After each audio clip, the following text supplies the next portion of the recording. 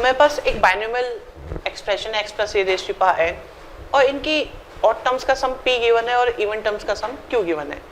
तो हमें k की वैल्यू फाइंड करनी है इन ईच केस। हम x plus a raise to power n को एक्सपेंड करते हैं तो nc0 x raise to power n a raise to power 0 then nc1 x raised to power n minus 1 a raised to power 1 then nc2 x raised to power n minus 2 a raised to power 2। थोड़े से और लिखने पड़ेंगे nc3 a3 and so on up to ncn x raised to power n minus n and a raised to power n। और x minus a raise to power n हमने देखा तो ये आया हमारे पास nc0, ये प्लस में आएगा, ये माइनस आएगा, ये प्लस आएगा, ये माइनस आएगा एंड सो ऑन। अगर हम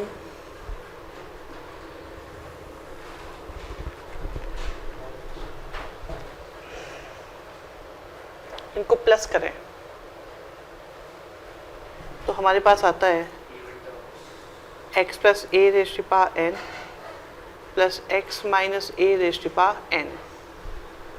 ठीक है, तो आई हमारे पास nc1 x raise to power n माइनस 1 a1 फिर nc3 x raise to power n माइनस 3 a raise to power 3 and so on चलते जाएंगे। ओके, एक काम करते हैं फिर माइनस कर लेते हैं।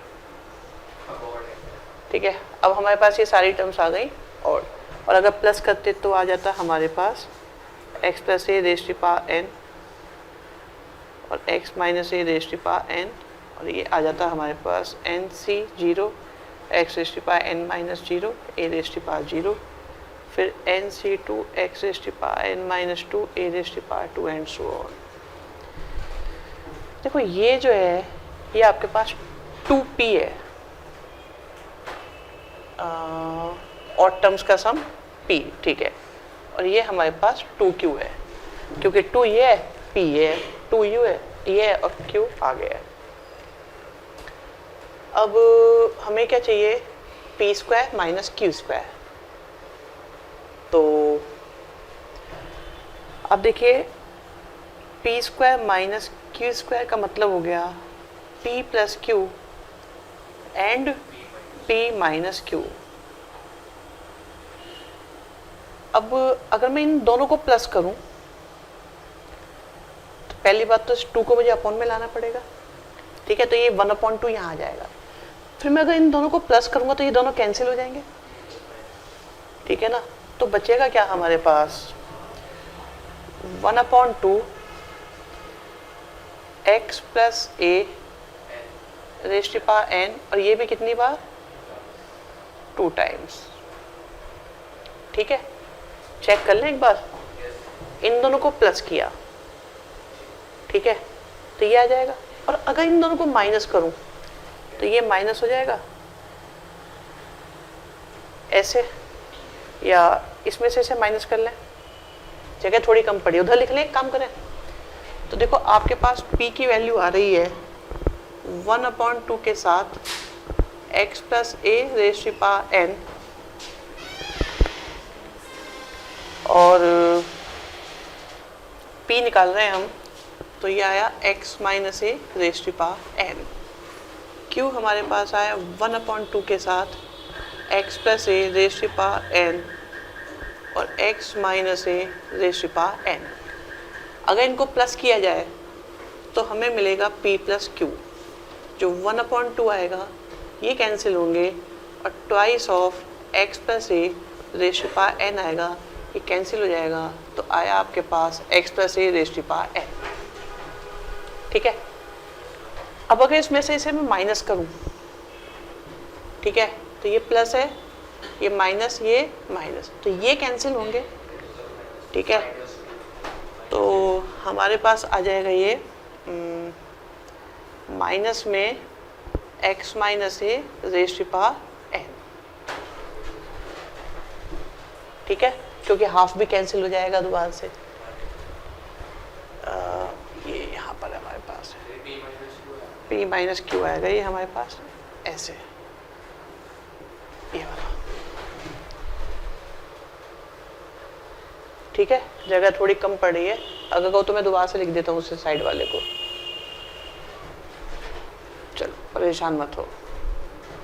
ये हमारे पास इसमें से माइनस करा तो p माइनस क्यू आया, तो 1/2 तो कॉमन आ जाएगा, और ये देखो माइनस करे तो ये तो कैंसिल हो जाएंगे। यहाँ से आएगा माइनस का 2 के साथ x minus a raise to power n। ये आ गया p माइनस क्यू और p प्लस क्यू। हमें क्या निकालना है, p square minus q square.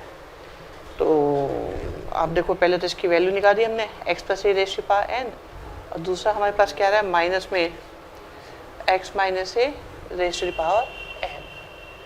ठीक है, तो ये क्या बन जाएगा, x minus a x square minus a square raise to power n। अब वहाँ पे हमें लाना है ये kn लाना है, बट माइनस का क्या करा जाए, माइनस क्यों आ गया हमारे पास, k की वैल्यू फाइंड करनी है, बट ये माइनस हटेगा तो ही तो हम कंपेयर कर पाएंगे ना।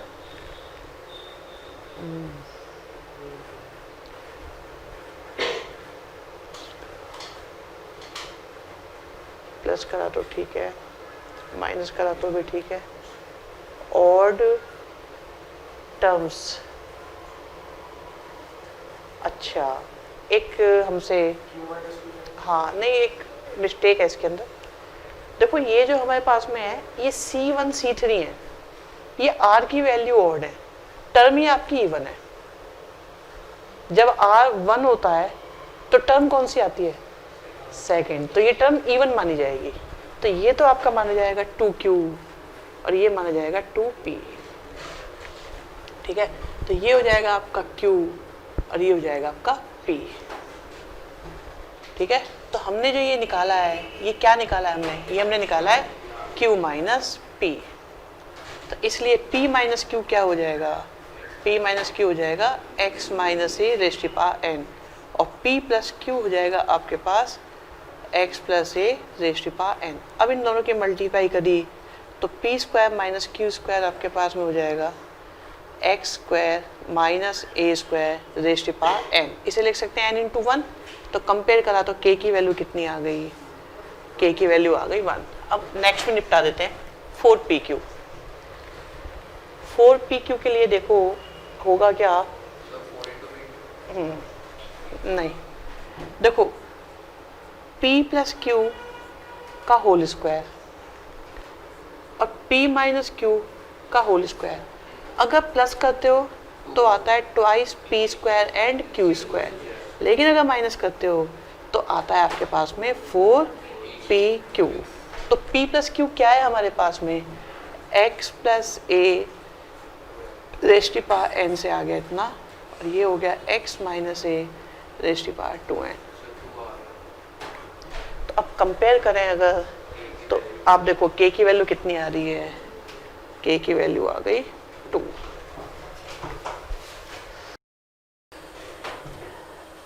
हमें साइन फिल करना है यहाँ पर कौन सा आएगा, तो काम करते हैं, ये जो हमारे पास 101 है इसे हम 100 प्लस 1 लिख सकते हैं रेज़ टू पावर 50। तो ये हो जाएगा 50C0 100 raise to power 50, then 50C1 100 raise to power 49,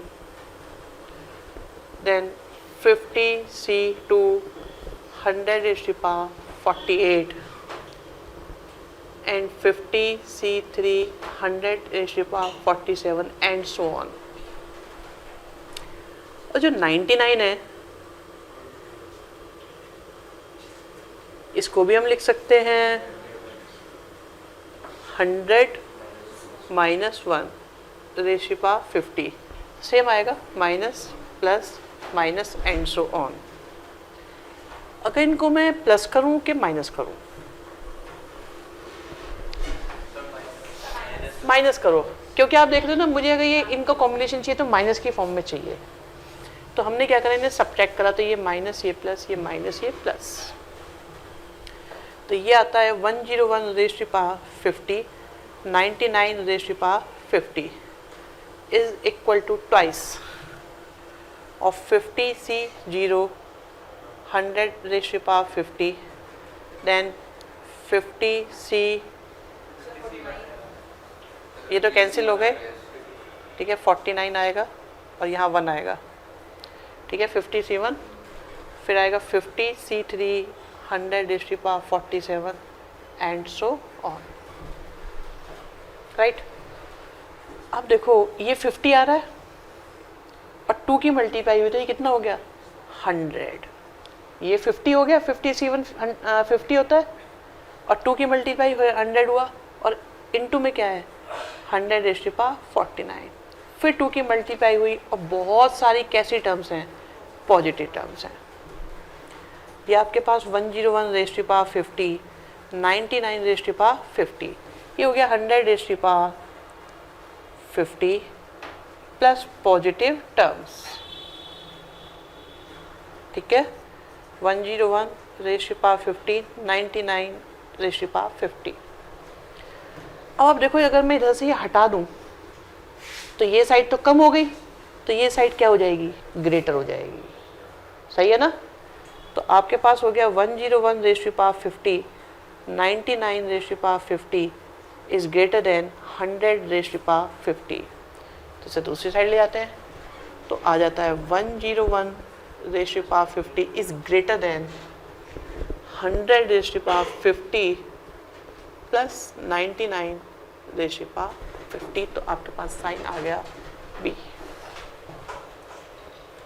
हमें इसकी न्यूमेरिकली ग्रेटेस्ट टर्म फाइंड करनी है, तो फर्स्ट ऑफ ऑल तो हम इसको 1 प्लस एक्स की फॉर्म में लाएंगे, तो हमने 2 कॉमन लिया, बन गया हमारे पास 1 plus 3/2 x raise to power 9। तो ये मेरे लिए x का काम करेगा और n की वैल्यू हमारे पास 9 है। तो पहले m फाइंड करते हैं, तो हमारे पास आ जाएगा ये आपका मोड x, तो 3/2 x और n हमारे पास 9 प्लस 1 और 3/2 x प्लस 1, x की वैल्यू भी गिवन है 3/2, तो कितना आ गया 9/4 इंटू 10, और यहाँ पर भी 9/4 प्लस 1, तो 2 5, तो हो गया 45/2, और ये हो गया 13/4, कैंसिल 90/13। तो ये अप्रॉक्स 6 से थोड़ा ज़्यादा है। तो अब ये इंटीजर तो नहीं है, दैट मीन्स इसका ग्रेटेस्ट इंटीजर फंक्शन आपके पास में आ गया 6। तो देयरफॉर आपके पास टर्म तो 7 आ जाएगी, जिसे हम 6 + 1 करके निकाल लेंगे, इसी से निकालेंगे, ठीक है। तो ये हमारे पास आएगी 9C6 first raise to power कुछ नहीं, सेकंड रेज़ टू पावर 6, और इस पूरे के बाहर मल्टीप्लाई किसकी हो रही है 2 रेज़ टू पावर 9 की, तो वो तो हमें यूज़ करना पड़ेगा। तो 2 रेज़ टू पावर 9, 9 8 7 और 1 2 और 3, 3 raise to power 6, 2 raise to power 6 x 3 raise to power 6 और 2 रेज़ टू पावर 6 को सॉल्व कर लो, जो आया वो आंसर। हमें न्यूमेरिकली ग्रेटेस्ट टर्म फाइंड करनी है फॉर द गिवन बाइनोमियल, और x की वैल्यू 1/5 है। तो सबसे पहले m को फाइंड करेंगे, बट वहाँ पर हमारे पास 1 प्लस एक्स की फॉर्म में नहीं है, तो हमने 3 कॉमन लिया, 3 रेज़ टू पावर 11, तो ये बन गया 1 minus 5/3 x raise to power 11, ठीक है। अब m फाइंड करते हैं, m में आएगा आपका मोड x मीन्स 5/3 एक्स आ जाएगा, मोड लगा लिया, माइनस है, और n आपके पास 11 प्लस 1 अपॉन में मोड -5/3 एक्स प्लस में 1। सॉल्व करते हैं x की वैल्यू 1/5 पुट करके, तो 1/5 पुट करेंगे तो आएगा 1/3 इंटू 12, फिर आएगा 1/5 पुट करेंगे तो 1/3 प्लस 1, तो ये तो 4 आ रहा है, 4/4/3, तो ये कितना आया 3। अब की बार ये देखो इंटीजर आया, तो आपके पास में r की वैल्यू 2 आई, एक तो 3 और एक 2, देयरफॉर टर्म कौन कौन सी आई, टर्म आपके पास आएगी 4th एंड 3rd, ये दोनों हमारे इक्वल आनी चाहिए। आपके पास चेक करते हैं इनको, ठीक है। तो T4 हमारे पास है T3 प्लस 1, तो 11 C3 3⁻11 और -5/3 x⁻3, तो 3⁻11 11 10 9 1 2 3, माइनस को भी देखेंगे, चलो 3⁻3 और x⁻3 मतलब 5⁻3 और -1⁻3 कैंसिल आउट, तो बचता है हमारे पास 3⁻8 तो क्लियर बचा। इनफैक्ट ये भी देखें तो 7 ही बचा लो, इन्हें हटा देते हैं, ठीक है। और यहाँ से बचता है आपके पास फिर 3² भी है, ये 2 और बढ़ा लो, 5 आया, तो इंटू 55 और एक माइनस भी है, सही है 55 आएगा, हाँ 55 आएगा। यहाँ से आ गया 55, 2 पावर यहाँ पे इंक्रीज़ कर दी, तो 11 और 2 13 हो गई, 13 में से हमने 4 माइनस करी तो 9 हो गई, तो ये आया आपके पास -3⁹ इंटू 55। चेक करते हैं नेक्स्ट को, T3 मीन्स T2 प्लस 1, तो 3⁻11 11 C2 -5/3 x⁻2, ठीक है। तो ये हो गया 3⁻11 11 इंटू 10 1 इंटू 2 -1 स्क्वायर 5 का स्क्वायर 3 का स्क्वायर 1/5 स्क्वायर, तो ये तो 55 ही आ रहा है, और ये -1 का स्क्वायर आ रहा है जो पॉजिटिव बना देगा, और ये 11 है और ये, ठीक है। तो ये आपके पास आ गई फिर से 9, और न्यूमेरिकली तो दोनों इक्वली आ रहे हैं क्योंकि माइनस प्लस से हमें कोई फर्क नहीं पड़ता। देखिए एक ट्राइनोमियल दिया हुआ है, अगर इसे हम एक्सपेंड करें तो बहुत सारी टर्म्स आएंगी, उन बहुत सारी टर्म्स में जो इनके साथ में लिखे होंगे कोफिशिएंट्स, उनमें 3 की पावर भी कंसीडर करनी है, बायनोमियल ही नहीं, 3 की power positive negative combination multiply जो कुछ हो रहा है वो जितने भी आएंगे हमें उन सबका सम निकालना है, ठीक है। होगा क्या, देखो पास्कल को ये क्वेश्चन देते तो आत्महत्या कर लेता। पास्कल वो बाइनोमियल के लिए काम कर रहा था, ट्राइनोमियल पे नहीं कर पाए वो काम, लेकिन वो एक फाउंडेशन देकर गए थे बहुत अच्छी बाइनोमियल के लिए। अगर वो फाउंडेशन नहीं मिलती तो बाइनोमियल थ्योरम बन नहीं पाती, बट यहाँ वो कहते छोड़ो कुछ और करते हैं। देखो इसे जब हम सॉल्व करेंगे तो ये ब्रैकेट इतनी बार लिखा जाए, सही है, और उस ब्रैकेट की अगर फर्स्ट टर्म्स की मल्टीप्लाई करी जाए तो 1 आएगा या नहीं आएगा। सबसे कम x की पावर 1 आएगी, मतलब x⁻0, और लास्ट ब्रैकेट की मल्टीप्लाई की जाए तो x²⁻2163 ये आएगा ना। लास्ट की देखो सबसे ज़्यादा पावर क्या आएगी, इसकी इसी में इसमें मल्टीप्लाई, तो इससे a 0 आएगा, कुछ x की पावर 1 भी आएगी, कुछ 2 भी आएगी, कुछ 3 भी आएगी, चलते जाएंगे, बहुत आएंगे। कितने आएंगे, पहला क्वेश्चन, कितने आएंगे?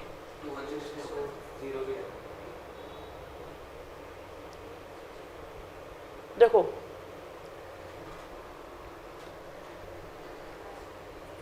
अब सोचो, आप ध्यान से सुनना, जब इन सब की मल्टीप्लाई हो जाएगी, ठीक है, एक रह जाएगा लास्ट ब्रैकेट। आप इमेजिनेशन लो जरा, आपको अलग दुनिया में लेके चलते हैं। ये ब्रैकेट इतनी बार लिखा हुआ है 2163 टाइम्स, तो इस ब्रैकेट में 1 1 1 1 1 1 1 की मल्टीप्लाई मैंने 2162 टाइम्स कर ली, ठीक है। और वो जो 1 आया उसकी मल्टीप्लाई लास्ट ब्रैकेट के 1 से करी तो 1 आ जाएगा, लास्ट ब्रैकेट के x से करी तो x की पावर 1 आ जाएगी, और लास्ट ब्रैकेट के x स्क्वायर से करी तो इसका मतलब पावर x भी आएगी, 1 x रेज़ टू पावर 1 भी आएगा, 2 भी आएगा, 3 भी आएगा, 4 भी आएगा, 5 भी आएगा। 4 कैसे आ जाएगा? जब इसका स्क्वायर इसके साथ मल्टीप्लाई होगा। 5 भी आएगा जब इसका स्क्वायर का स्क्वायर इस ब्रैकेट की 2 बार मल्टीप्लाई करो इसके साथ, वो 1 1 के साथ मल्टीप्लाई होता चला जाए, तो x की पावर आती जाएंगी आती जाएंगी। कब तक? ये आएगा x रेज़ टू पावर 6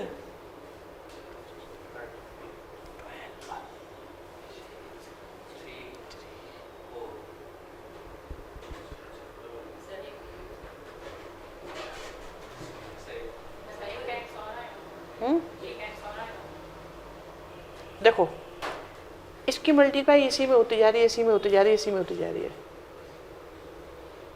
इसकी मल्टीप्लाई कितनी बार हो रही है? इतनी बार।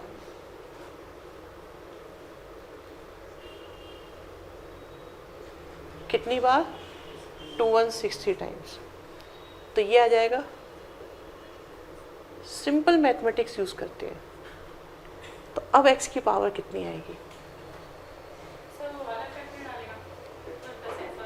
अगर मैं इसकी इसी में हर ब्रैकेट से, देखो इसकी मल्टीप्लाई इसमें इसमें इसमें करता जा रहा हूँ, तो उस वालों का नंबर ही लगेगा, क्योंकि अगर मैंने उधर मल्टीप्लाई करी तो पावर डाउन हो जाएगी, क्योंकि एक्स स्क्वायर की मैक्सिमम, देखो अब जब आप 1 लाना चाहते तो आप मिनिमम करते चले गए। आप ये सोचो, चलो मैं और आपको देता हूँ, ये ब्रैकेट 2 बार लिखा है, सबसे छोटी पावर, इसी ब्रैकेट को जब मैं 2 बार लिखूंगा तो यहाँ से 1 आएगा, और सबसे बड़ी पावर यहाँ से इन दोनों की मल्टीप्लाई से, ठीक है। अगर मैं 3 बार लिखूंगा तो जो यहाँ से आया था सबसे बड़ा, उसकी मल्टीप्लाई जब सबसे बड़े में होगी तो सबसे बड़ी वैल्यू आएगी, जब सबसे छोटी की सबसे छोटे में होगी तो सबसे छोटी आएगी। तो 1 1 1 1 सोचते चले जाए तो मिनिमम, और मैक्सिमम सोचते चले जाए तो मैक्सिमम। और ये भी हमने चेक कर लिया अच्छे से कि आ सब रहा है, 1 भी आ रहा है, 2 भी आ रहा है, 3 भी आ रहा है, 4 भी आ रहा है, 5 भी आ रहा है, ठीक है। तो अब यहाँ पे देखो, 1 है तो 1, 2 है तो 2, 3 है तो 3, तो यहाँ पे क्या आएगा? 4 3 2 6। लेकिन मुझे ये नहीं चाहिए, ये तो मैंने एडिशनल सिखा दिया आपको।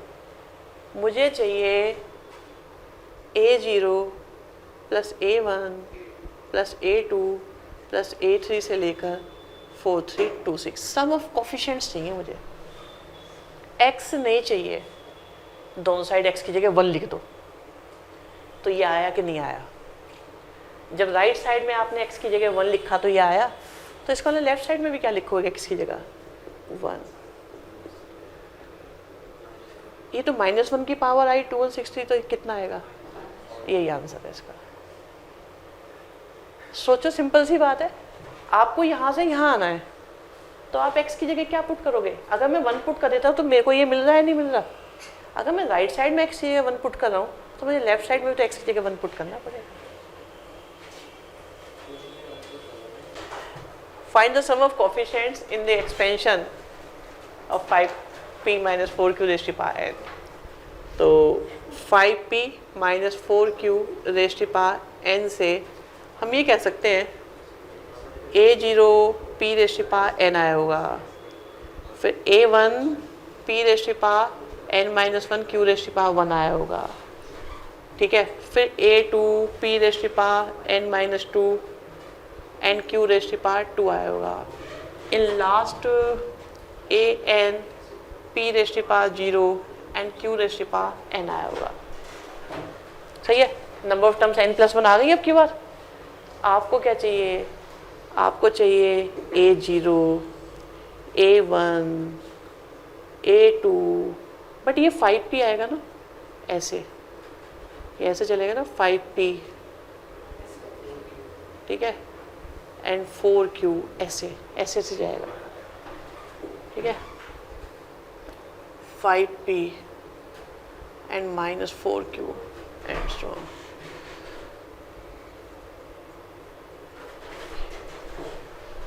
हमें चाहिए कोफिशिएंट्स का सम। तो आप देखो अब की बार और इम्प्रूवमेंट है, आपको ये चाहिए, ठीक है ना, और -4A1 चाहिए प्लस A2 के साथ 5n-2 एंड -4 का स्क्वायर चाहिए and so on -4n and an चाहिए। ये कैसे आएगा? p की जगह 1 और q की जगह 1 पुट करने से, क्योंकि आपको p नहीं चाहिए तो हमने इसे 1 कर दिया, q नहीं चाहिए 1 कर दिया। तो यहाँ पर हाँ 5n भी है, n-1 सॉरी, ठीक है, और ये यहाँ से आ गया आपके पास 1।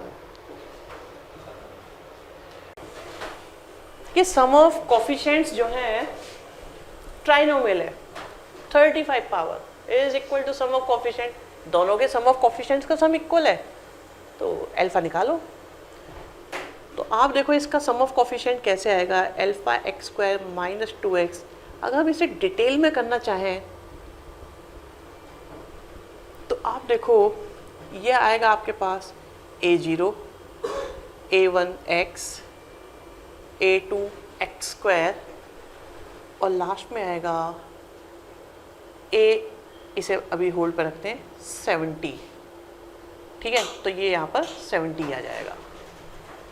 ये भी अपने आप में क्वेश्चन बनता है, इसमें नंबर ऑफ टर्म्स कितनी आएंगी, क्योंकि n+1 से भी नहीं बन रहा और n+r-1 वाले फॉर्मूले से भी नहीं बन रहा, बट हमें ये पता चल रहा है इनको कंबाइन कर करके मिनिमम आएगी 1 और मैक्सिमम पावर आएगी 35 करके, स्क्वायर का 35 70 तक, और वो यहाँ से ऑब्जर्व हो जाता है। तो सम ऑफ कोफिशिएंट्स क्या हो जाएगा,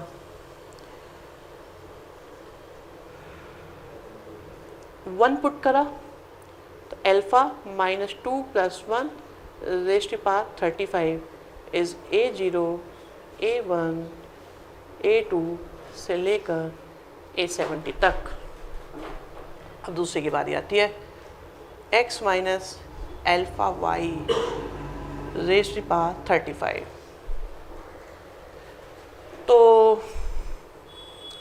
यहाँ से देखो क्या आएगा, यहाँ से A0 आएगा, A1 आएगा, अब x की पावर 35 आएगा, x की पावर 34 आएगा, y आएगा, और चलते जाएंगे कोफिशिएंट कहाँ तक आएंगे, 36 तक आएंगे, ठीक है। इन्हें हमें डैश लेना पड़ेगा क्योंकि डिफरेंट आएंगे, ठीक है। तो ये हमारे पास आएगा 36 तक, x रेज़्ड टू पावर 0, 36 तक नहीं सॉरी 35 तक ही आएगा, क्योंकि A0 से स्टार्ट करा है हमने, और y रेज़्ड टू पावर 35 और अल्फा भी आएगा, अल्फा रेज़्ड टू पावर 35, वो भी माइनस में।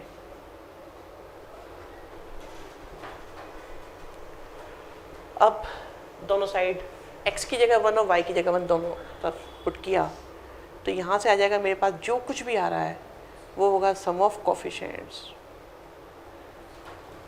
कितना आएगा ये, 1 minus alpha raised to power 35, और वहाँ से क्या आ रहा है, अल्फा -1 रेज़्ड टू पावर 35, ये इक्वल है 1 minus alpha raised to power 35 आपके पास इक्वल है अल्फा -1 रेज़्ड टू पावर 35, ठीक है। माइनस कॉमन लिया तो ये बन गया 1 minus alpha raised to power 35, और इधर से भी 1 minus alpha raised to power 35, इसे इधर ले आते हैं तो प्लस हो जाएगा, सेम चीज़ है, ट्वाइस हो जाएगा, तो ये बन गया twice of 1 minus alpha raised to power 35 is equal to 0। तो फिर अल्फा की वैल्यू क्या आएगी बताओ, 0 लाना है तो 1 ही आ पाएगी, therefore 1 minus alpha is equal to 0, therefore alpha is equal to 1। एक बाइनोमियल गिवन है और कहते हैं कि इसके एक्सपेंशन में जो सम ऑफ बाइनोमियल कोफिशिएंट्स हैं, यहाँ देखिए प्रॉब्लम फिर से क्रिएट कर दी। अब तक हम लोग सम ऑफ कोफिशिएंट्स देख रहे थे, बट अब की बार हमें 3 का इम्पैक्ट नहीं पड़ना चाहिए। हमारा एम है सिर्फ और सिर्फ बाइनोमियल कोफिशिएंट्स के सम को निकालने पर। ठीक है, तो अब अगर इसको एक्सपेंड करा जाएगा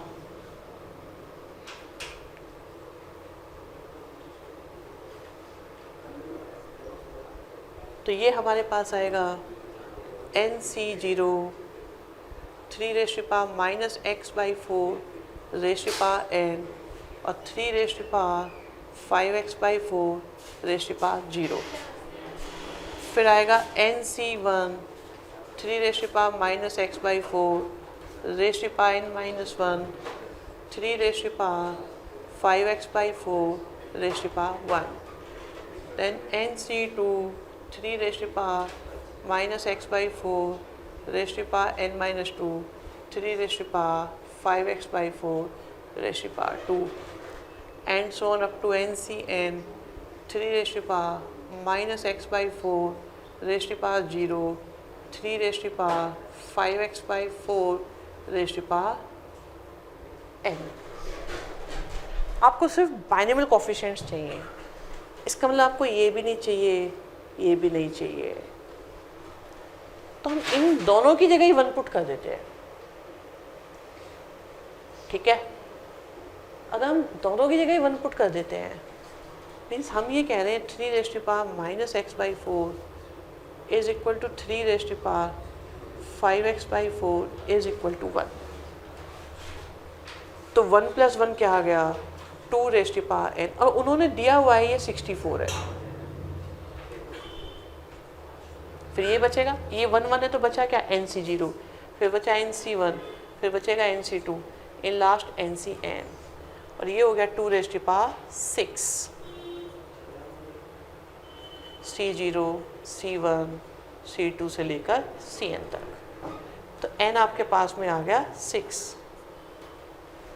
अगर n 6 है तो ग्रेटेस्ट बाइनोमियल कोफिशिएंट कौन होगा, 3, हाफ पे होता है।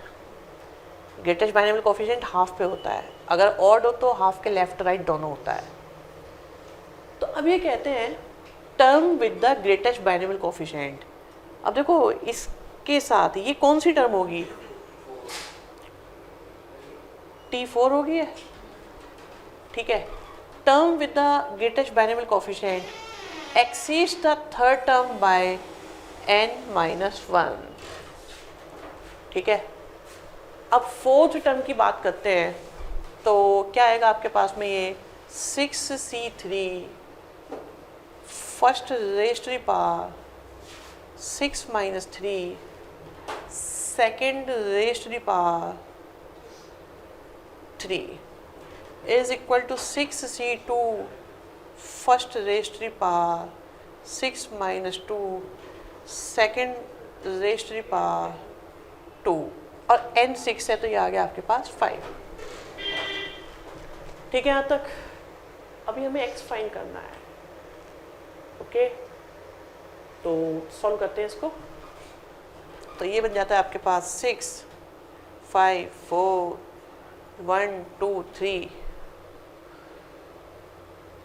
ओके, और इसे देखें तो 3 raise to power minus 3x/4, ठीक है, and 3 raise to power 15x/4 is equal to 6 5 1 2 3 raise to power minus x 3 raise to power 5x/2 plus में 5 करते हैं इसे एडजस्ट। 5 4 जा 23 जा 60 60 3 रेज़ टू पावर माइनस हुआ तो कितना आया 3 आ गया। तो ये आ गया 3x is equal to 15 3 raise to power 3x/2, क्योंकि 2.5 में से 1 माइनस होगा तो 1.5 और आ गया 5। अगर मैं इसे y एज्यूम करूं तो ये वाई स्क्वायर है, इसका स्क्वायर है ना ये 3x/2 का। अब तो मुझे लग रहा है बात बन गई, 5 से डिवाइड कर देते हैं तो ये आ गया 12y² 3y + 1,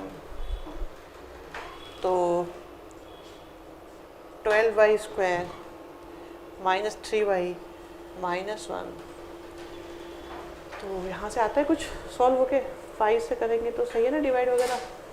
20, ये 3 जा कैसे आया, 60 कैसे आया, ये 20 आएगा ना बस। तो 20 रहेगा तो ये 4 आएगा, 4y² माइनस का 4y + y - 1 = 0, तो 4y + 1 और आया y - 1 0, तो 4y = -1 और y हमने क्या एज्यूम करा था 3^3x/2। ये कभी माइनस में हो ही नहीं सकता क्योंकि पॉजिटिव नंबर से कभी माइनस आंसर नहीं आते। तो इसका मतलब क्या है, देयरफॉर y = 1, 3^3x/2 = 3^0 और यहाँ से आ गया 3x/2 = 0, तो x की वैल्यू आ गई 0। वैसे अब सुनो, ये बात यहीं पता थी हमें, बट फिर भी थोड़ा हर बार ऐसा नहीं होता। आप देखो ना, ये इक्वेट कब हो सकते हैं, जब ये 3^0 हो, सिर्फ तब इक्वेट हो सकते थे। ठीक है, टॉपिक है हमारा बायनोमियल थ्योरम में मल्टीनोमियल थ्योरम। देखिए मल्टीनोमियल थ्योरम में क्या होता है कि अभी तक हम लोग पढ़ते थे बायनोमियल थ्योरम के बारे में, जिसमें हमारे पास 2 टर्म्स होती थी, उसकी पावर हुआ करती थी, उसे हम सॉल्व करते थे। बट अब बात हो रही है 2 से ज़्यादा टर्म्स की पावर और उसके एक्सपेंशन के लिए। तो इसको हम मल्टीनोमियल से एक्सपेंड करते हैं।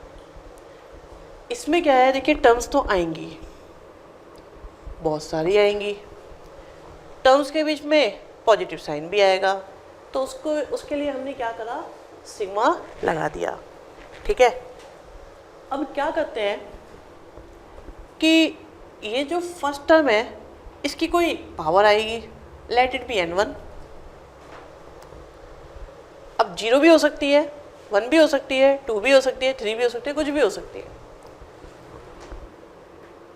a2, n2, a3, n3 और लास्ट में an और am और nm, क्योंकि हमारे पास m टर्म्स हैं तो सबकी कोई ना कोई पावर होगी। जिनकी नहीं होगी उन्हें 0 कंसीडर कर लेंगे, पावर आ जाएगी। ठीक है, लेकिन आप जानते हो कि हमेशा जब बायनोमियल थ्योरम भी एक्सपेंड करते तो NC2, NC3, NC4 ऐसा कुछ आता था। इसमें क्या आएगा, वो सबसे ज़्यादा इंटरेस्टिंग है। इसमें आएगा n फैक्टोरियल जो पावर है, और ये जितनी भी पावर है इनके factorial factorial factorial factorial. But ये जो हमारे पास आया है इसमें कुछ कंडीशन भी अप्लाई होगी। कंडीशन ये है कि जितने भी फैक्टोरियल हैं n1, n2, n3 से लेकर nm तक, इन सब का सम n के इक्वल ही होना चाहिए। राइट, जैसे ऊपर आता है 5 फैक्टोरियल, तो सारे फैक्टोरियल्स का सम भी आपके जो अंदर वाले नंबर्स हैं उनका सम 5 ही होना चाहिए। एक इंटरेस्टिंग फैक्ट मैंने यहाँ पर लिखा है, n एक पॉजिटिव इंटीजर है, मतलब मैं नेचुरल नंबर के लिए, अभी भी मैं नेचुरल नंबर के लिए ये आपको बायनोमियल थ्योरम सिखा रहा हूँ। Binomial theorem for any index भी होती है। फॉर एनी इंडेक्स मतलब माइनस की पावर्स के लिए भी होती है, अपॉन के पावर्स के लिए भी होती है, रैशनल इरेशनल हर पावर के लिए एप्लीकेबल होती है, बट वो फिर अलग तरीके से सिखाई जाएगी आपको। अभी हम जो ये मल्टीनोमियल कंसीडर कर रहे हैं ये सिर्फ पॉजिटिव इंटीजर है, नेचुरल पावर्स के लिए कंसीडर कर रहे हैं। और यहाँ मैंने C लिखा हुआ है। जनरली हमारी सारी की सारी बातें जो है मोस्टली जो है हम C पर अप्लाई करते हैं, सी का मतलब होता है कॉम्प्लेक्स।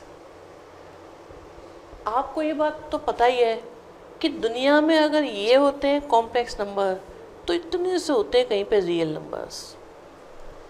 रियल तो ना के बराबर है कॉम्प्लेक्स के आगे।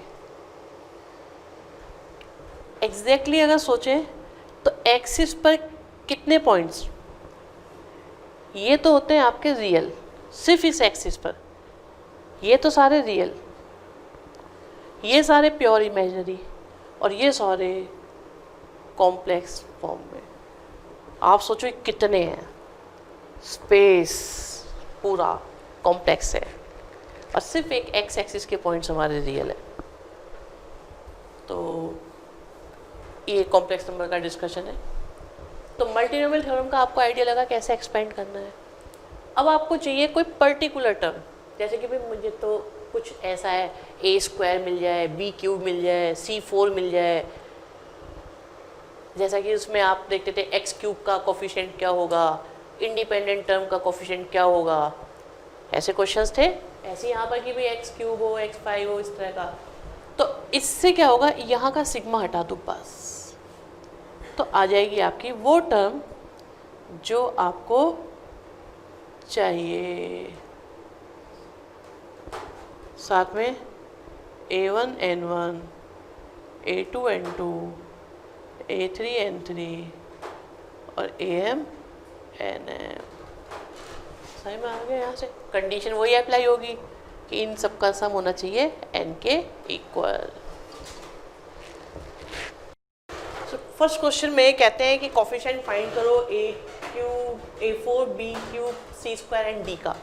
एक तो बात ये याद रखना, इन सबकी पावर्स का सम अगर 9 है, मतलब जो टोटल है, तो ये टर्म एग्जिस्ट करेगी, अदरवाइज ये टर्म एग्जिस्ट ही नहीं करेगी। अगर यहाँ पे जैसे a³ लिख दें तो आप लिख दो देयर इज नो टर्म, आप उसको एक्सपेंड करोगे तो ऐसी कोई टर्म आएगी ही नहीं, क्योंकि आपको अभी बताया था कि पावर्स का सम मिलाकर n के इक्वल होना चाहिए। अब अगर हम देखें तो जो टर्म आएगी, जो भी टर्म आएगी उसकी पोजीशन डिसाइड नहीं कर सकते, बट टर्म जो होगी वो होगी आपके पास 9 factorial upon 4 factorial 3 factorial 2 factorial 1 factorial. अब हमें चेक करना है क्या इनका सम 9 है या नहीं। अगर है तो ये एप्लीकेबल है, अदरवाइज नहीं। आप देखो 4 3 7 2, ये तो ज़्यादा हो रहा है, इसका हाँ नहीं, तो अगर ये नहीं आ रहा तो हम इसे यूज़ नहीं कर सकते, उसमें हमारे पास d की पावर 0 ही होनी चाहिए थी।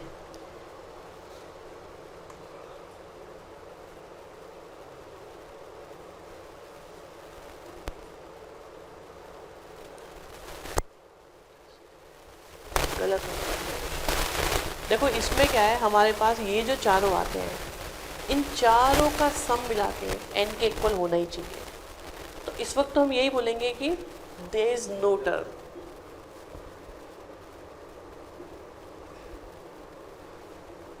ठीक है, हमें कोफिशिएंट फाइंड करना है a4 b³ c² d का। तो ये आपके पास बनेगा 10 factorial divided bye 4 factorial 3 factorial 2 factorial 1 factorial, और a⁴ minus b⁴,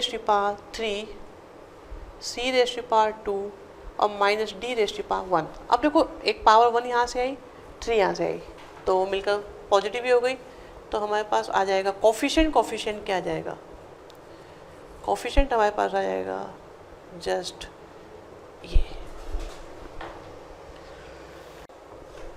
third question में हमें कोफिशिएंट फाइंड करना है, और a³ है, b4 है, c5 है, इन the expansion of bc c a ab⁶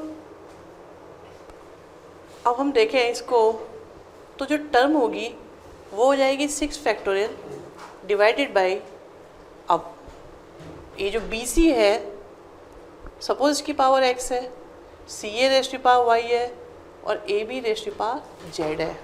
तो जो पावर्स आएंगी वो क्या क्या आएंगी, x factorial, y factorial, z factorial, और bc⁴x C A raise to power Y and A B raise to power Z. ये हमारी टर्म आएगी जो कंटेन करेगी ए क्यूब को, बी 4 को और सी 5 को। ठीक है, ये इसके अंदर होगा। अब हमारे को एक्स वाई जेड चाहिए, तो इसे सॉल्व करते हैं। B raise to power X और B raise to power Z, और अगर ए रेज टू पावर देखें वाई आ रहा है और जेड आ रहा है, और सी रेज टू पावर अगर देखा जाए तो एक्स और वाई, और इसे हम ए क्यूब, बी 4 और सी 5 से देखते हैं। एज वेल एज एक और अच्छी इन्फॉर्मेशन है हमारे पास कि x plus Y plus Z होना चाहिए 6। तो अब y प्लस जेड की वैल्यू आ गई हमारे पास 3, x प्लस जेड की वैल्यू आ गई हमारे पास 4 और x प्लस वाई की वैल्यू आ गई हमारे पास 5। अगर मैं x प्लस वाई को यहाँ पुट करूँ या y प्लस जेड को पुट करता हूँ 3, तो x की वैल्यू आ गई 3, y की वैल्यू आ गई आपके पास 2 और z की वैल्यू आ गई आपके पास 1। तो टर्म क्या बन जाएगी आपके पास 6 factorial upon 3 factorial 2 factorial 1 factorial. और ये तो आप देखो कन्वर्ट हो ही चुका है किस में, ए क्यूब, बी 4 और सी 5 में। तो कोफिशिएंट आ गया। नेक्स्ट टॉपिक है ग्रेटेस्ट कोफिशिएंट इन मल्टीनोमियल थ्योरम। आपको ये बात तो अभी थोड़ी देर पहले बताई थी कि जो इसके एक्सपेंशन में जो टर्म्स आती हैं उनमें जो हमारा कोफिशिएंट होता है वो n और नीचे उनका सम के ऊपर बेस्ड रहता है। अगर सम होगा तो वो कोफिशिएंट बनेगा, अदरवाइज नहीं। बट उनमें सबसे बड़ा कोफिशिएंट आएगा क्या, उसे समझने के लिए हमें देखो मल्टीनोमियल तो हमारे पास टर्म्स हैं, लेट द टर्म्स m और पावर इसकी n है। तो आप करो क्या कि ये जो है आप इसे डिवाइड करो नंबर ऑफ टर्म्स से। ठीक है, जैसे हमारे पास है m और हमने पावर को डिवाइड करा, तो यहाँ पे क्वोशिएंट आएगा और रिमाइंडर आएगा। ठीक है, तो जो नंबर ऑफ टर्म्स है उसको हम, ये जो पावर है उसे हम नंबर ऑफ टर्म्स से डिवाइड करते हैं, उससे क्वोशिएंट और रिमाइंडर आ जाएंगे। तो क्वोशिएंट को क्वोशिएंट की जगह लिख देंगे। अब देखो आपको n पता है, पावर m पता है, नंबर ऑफ टर्म्स जो आएंगे हमारे पास डिफरेंट, और q आपका क्वोशिएंट हो जाएगा, r आपका रिमाइंडर। तो इसे यहाँ अप्लाई करते हैं। तो आप देखिए हमें 15 को डिवाइड करना है 4 से, तो 4 3 जा 12 और हमारे पास आ गया 3। तो आपको r मिल गया, आपको q मिल गया, आपके पास ये है ये आपके पास में m है और ये आपके पास n है। तो ग्रेटेस्ट कोफिशिएंट हमारे पास हो जाएगा 15 factorial divided by q means 3 factorial raise to power m minus r। तो m माइनस r करेंगे तो आएगा 1, और फिर आएगा q plus 1 means 3 plus 1 raise to power आपकी r मीन्स फिर से आ गया आपके पास 3। तो 15 factorial divided by 3 factorial into 4 factorial का क्यूब, ये आपका ग्रेटेस्ट कोफिशिएंट आएगा। सेकंड क्वेश्चन में एक कोफिशिएंट फाइंड करने को कह रहे हैं x रेज़ टू पावर 7 का, हमें एक ट्राइनोमियल दिया हुआ है विद पावर 10। तो x रेज़ टू पावर 7 आखिरकार आएगा कब? बाइनोमियल में ये बात बहुत इजी होती है, टी आर प्लस 1 करके हम कर लेते हैं। बट इसमें हम कहते हैं भी जो भी टर्म आएगी उसमें 10 फैक्टोरियल तो डेफिनेटली आना ही आना है। 1 फैक्टोरियल रेज़ टू पावर हमने सपोज ली n1, ठीक है, और यहाँ लिख लेते हैं 1 raise to power n1, 3x raise to power n2 और minus 2x cube raise to power n3। अब जो भी पावर्स हमने वहाँ लिए हैं तो उन्हीं के फैक्टोरियल आने थे, n1 factorial, n2 factorial, n3 factorial. सही है। अब थोड़ा सॉल्व करते हैं इसको। तो ये 10 फैक्टोरियल आता है, n1 फैक्टोरियल आता है, n2 फैक्टोरियल आता है, n3 फैक्टोरियल आता है। 1 से तो कुछ भी करो आ ही जाना है ना। 3 रेज़ टू पावर n2 आता है और x रेज़ टू पावर एक तो n2 आ जाता है और प्लस में 3 n3 आ जाता है, यहाँ पर -2 रेज़ टू पावर n3 आ जाता है। तो जो भी टर्म होगी, कुछ भी ले लेते हैं इसको, r+1 ले लो, tr ले लो, क्योंकि इसमें वो मैटर नहीं करता, नेक्स्ट ही होगी, उसमें इस तरह की कंडीशन सेटिस्फाई होनी चाहिए।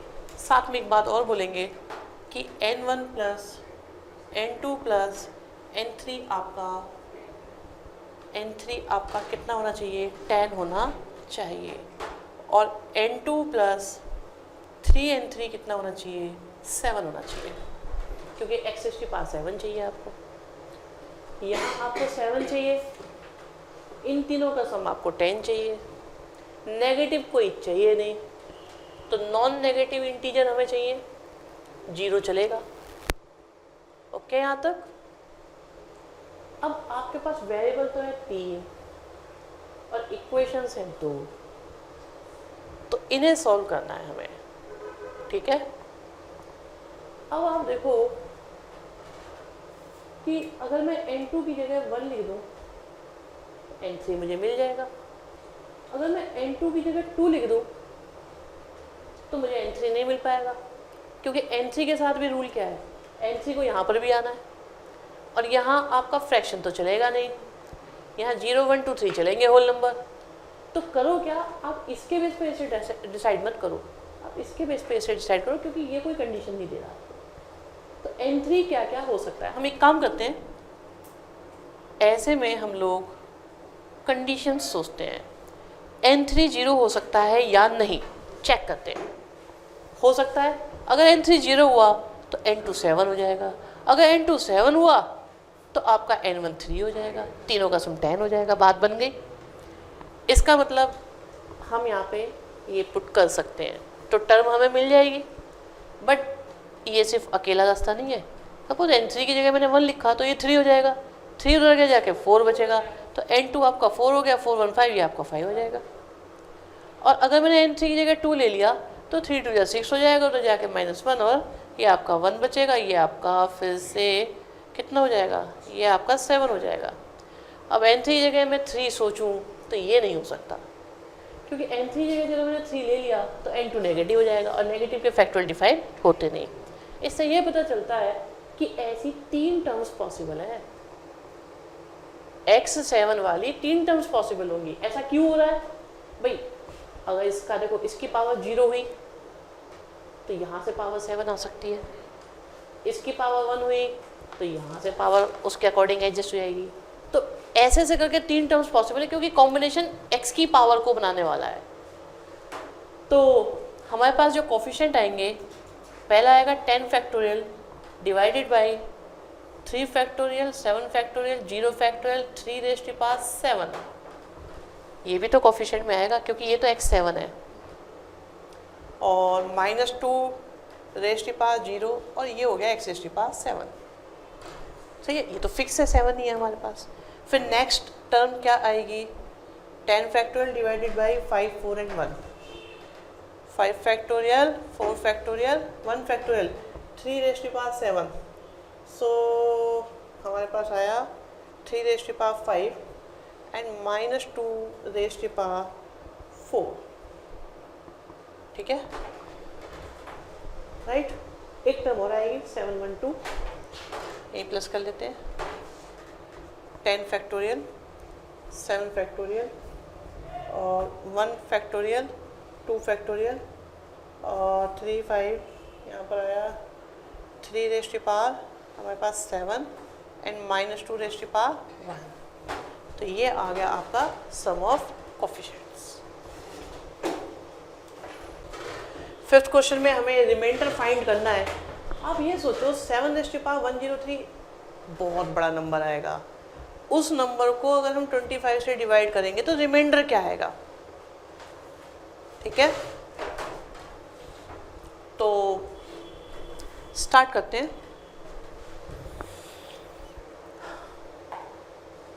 इस क्वेश्चन को करने के हमारे पास 2-3 मेथड है, ठीक है। अभी बायनोमियल थ्योरम कर रहे हैं तो बायनोमियल थ्योरम का ट्रेडिशनल मेथड आपके साथ डिस्कस करेंगे, फिर आपको एक ट्रिकी अप्रोच भी देने की कोशिश करेंगे। आप करो क्या, आप 7 और 25 में लिंक ढूंढो, और जब भी ना पावर्स का नंबर के साथ लिंक ढूंढा जाए तो 1 लेफ्ट या 1 राइट में ढूंढा करो। अब ऐसा ढूंढो कि 7 को 25 से लिंक करना है +-1 की फॉर्म में, तो 7 का स्क्वायर क्या होता है 49 और 22 जा 50। तो अब देखो 49 एंड 50 का लिंक बनता है, 25 का भी मल्टीपल और 7 का 7th मल्टीपल, दोनों लिंक होते हैं +-1 की फॉर्म में। पर ऐसा हम क्यों करते हैं? ऐसा हम इसलिए करते हैं क्योंकि 1 हो या -1 हो, उसकी पावर कोई भी हो वो इजीली कैलकुलेट हो जाती है और उसकी मल्टीप्लाई से कोई फ़र्क नहीं पड़ रहा होता।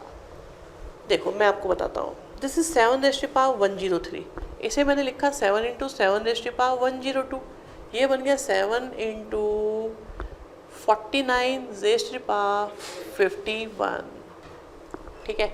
और 49 को हमने लिखा 50⁻1⁻51। अब इसे एक्सपेंड करते हैं तो 7 आएगा और हमारे पास आएगा 51C0 50⁻51, फिर माइनस आएगा 51C0 50⁻50, फिर प्लस आएगा 51C2 50⁻49 एंड सो ऑन, चलता जाएगा। लास्ट में क्या आएगा उसे देखते हैं। लास्ट में हमारे पास आएगा 51C 51, और आप देखो ऑड में सब में माइनस आ रहा है तो यहाँ भी माइनस आएगा, और ये बस इतना ही आएगा। इससे पहले आएगा आपके पास प्लस में 51C 50, और साथ में आएगा आपके पास 50⁻1। फिर एक और देखते हैं अगर हम, बस सही है, माइनस में आएगा 51C 49 एंड 50 का स्क्वायर। अब आप देखो ये जितनी भी टर्म्स आएंगी, जितनी भी आएंगी 25 से डिवाइड हो जाएंगी। भाई देखो 50 की पावर है, आप सोचो 100 की पावर कोई भी हो, क्या वो 10 से डिवाइड हो जाएगा? नहीं। जो डिवाइड हो जाता है उसका रिमाइंडर क्या होता है? 0। तो इन सारी टर्म्स से रिमाइंडर 0 बनता चला जाएगा। आप सबको इंडिविजुअली देखो, आपको x + y + z को 3 से डिवाइड करना है, तो जो थोड़ी मैंने प्लस करके डिवाइड करूँ, मैंने इंडिविजुअली भी डिवाइड कर सकता हूँ। तो मैंने इसको चेक करा, डिवाइड हो रहा है रिमाइंडर 0, डिवाइड हो रहा है रिमाइंडर 0, डिवाइड हो रहा है रिमाइंडर 0, चलते गए, बट लास्ट वाले में आए तो बचा क्या? -1, वो डिवाइड नहीं हुआ, दैट मीन्स वो रिमाइंडर है। बट अब परेशानी है, 1 रिमाइंडर, बाहर चलो 7 है, बट रिमाइंडर क्या बना? ये माइनस का रिमाइंडर आया। हाँ, तो जब भी अगर माइनस का रिमाइंडर आ रहा हो तो जिससे आपने डिवाइड करा है उसे पहले लिख दो, तो ये आपके पास हो जाता है 18 आएगा। ऐसा क्यों होता है? आप देखो ये इसलिए हुआ कि जैसे आपके पास में कोई नंबर था 13 और आपने इसे 5 से डिवाइड करा। अगर आप 5 2 जा लेंगे तो ठीक है, 3 रिमाइंडर आएगा, बट अगर आपने 5 3 जा ले लिया तो फिर रिमाइंडर माइनस का आ जाएगा। दैट मीन्स आपने जो कैलकुलेशन करी है वो नेक्स्ट से कर ली है, तो ठीक है, उस बेचारे को वापस ले लो और आपको रिमाइंडर मिल जाएगा। अगर कभी नेगेटिव रिमाइंडर आ जाए तो आगे वही नंबर ले लो जिससे आपने डिवाइड करा है, तो आपका काम बन जाएगा।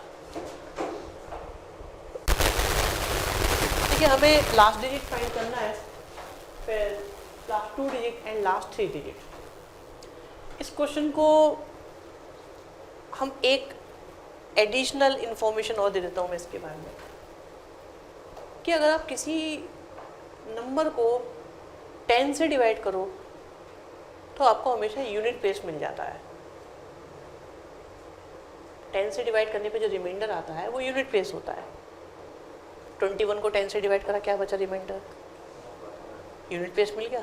अगर किसी नंबर को 100 से डिवाइड करो तो लास्ट 2 डिजिट मिलते हैं, और अगर 1000 से डिवाइड करो लास्ट 3 डिजिट मिलते हैं। मैं इसका यूज़ नहीं कर रहा हूँ वैसे, बट एक एडिशनल इन्फॉर्मेशन मुझे याद आई तो मैंने शेयर करी है कि ऐसे भी सोचा जाता है इनके बारे में। बट अभी हम आज प्योर बायनोमियल थ्योरम और ट्राई करेंगे उस अप्रोच को भी इंक्लूड करने की।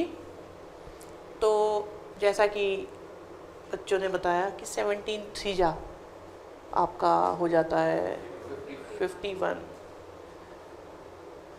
पर चलो एक काम करते हैं, इसे 17 का स्क्वायर रेज़ टू पावर 128 सोचते हैं। 51 को भी देखेंगे तो ये आपके पास 289 आया, रेज़ टू पावर 128 आया। 289 को आप लिख सकते हो 290 माइनस 1, ठीक है। अब यहाँ से आप देखो, एक तो मुझे जो है ना, मैं बताऊँ पर्सनली मुझे 1 पहले बड़ा अच्छा लगता है, बट इसमें ऐसा हो नहीं रहा। मैं क्या कर रहा हूँ, मैं अपनी कन्वीनियंस के लिए इसे ऐसे लिख लेता हूँ। कोई फ़र्क पड़ेगा या नहीं पड़ेगा? नहीं पड़ेगा, ठीक है। अब मुझे थोड़ा सा बेटर लगता है ये, ठीक है। Minus 128C1 290 plus 128C2 290 square, फिर 128C3 290 क्यूब, फिर 128C4 294 and so on up to 128C128 290 raise to power 128। Plus minus का हमने बिल्कुल ध्यान नहीं रखा है, इसलिए हमारा क्वेश्चन गलत हो सकता था। सही है। यहाँ से 1 आएगा, यहाँ से 128 इंटू 290 आएगा, फिर 128 127 अपॉन 1 इंटू 2 के साथ 290 का स्क्वायर आएगा, फिर 128 127 126 1 2 3 एंड 290 का क्यूब आएगा एंड सो ऑन। अब इससे जो भी नंबर आएगा उसमें 4 जीरो जरूर आएंगे, अगले वाले में 5 जीरो जरूर आएंगे। उनसे डेफिनेटली इन तीनों पर कोई इम्पैक्ट नहीं पड़ने का, प्लस हो चाहे माइनस हो। सही बात है। वैसे तो इसमें भी 3 जीरो आएंगे, तो इसको भी प्लस माइनस करने में कोई फर्क हमें नहीं पड़ रहा होगा, ठीक है। तो इसे भी हटा दो, इसकी भी हमें ज़रूरत नहीं पड़ेगी।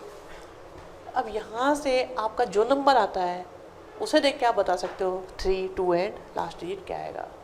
तो ये आपको अब थोड़ा सॉल्व करना पड़ेगा यहाँ तक का, ये हमारे लिए ज़रूरी रहेगा।